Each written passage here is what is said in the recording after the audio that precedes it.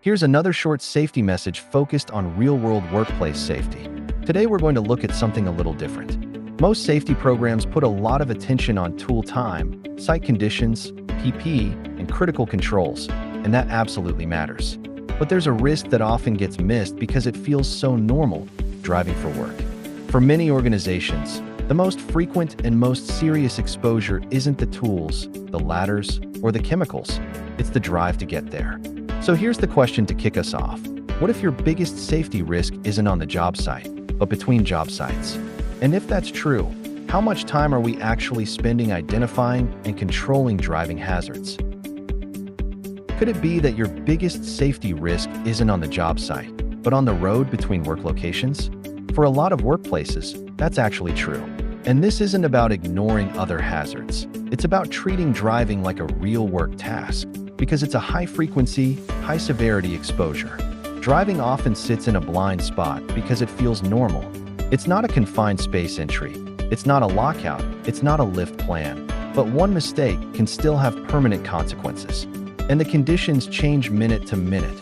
Weather, traffic, visibility, road surface, fatigue, and other drivers' decisions are all variables you don't control. That's why driving between job sites belongs inside your OH&S program. When the job requires travel, it isn't personal risk, it's occupational exposure, and it needs the same level of planning and control. When you dig into most work-related driving incidents, 3 factors show up again and again: complacency, time pressure, and distraction. Complacency is the "I've driven this route 1,000 times" mindset. People stop scanning, and they skip basic checks. Time pressure comes from unrealistic schedules, and it drives predictable risky behavior like speeding and aggressive decisions. And distraction starts as just a quick look at a phone or screen. But driving doesn't leave spare attention. That's why driving rules need to be a clear company standard that operations supports every day. Here's the micro tip. Set a clear company driving standard that removes the biggest risk drivers: phones and time pressure. The rule is simple: no phone handling while the vehicle is moving. Not at red lights, not in slow traffic, not just to check. Calls and messages aren't urgent if someone is driving. If you need to respond, pull over safely, park, respond, then continue.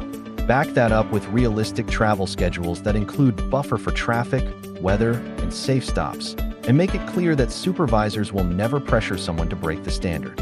If you want to go further, you can set an even stronger rule: no device use at all while driving, including hands-free, with voicemail as the default. Whether you choose no handling or no use, the goal is the same: protect attention and prevent predictable crashes.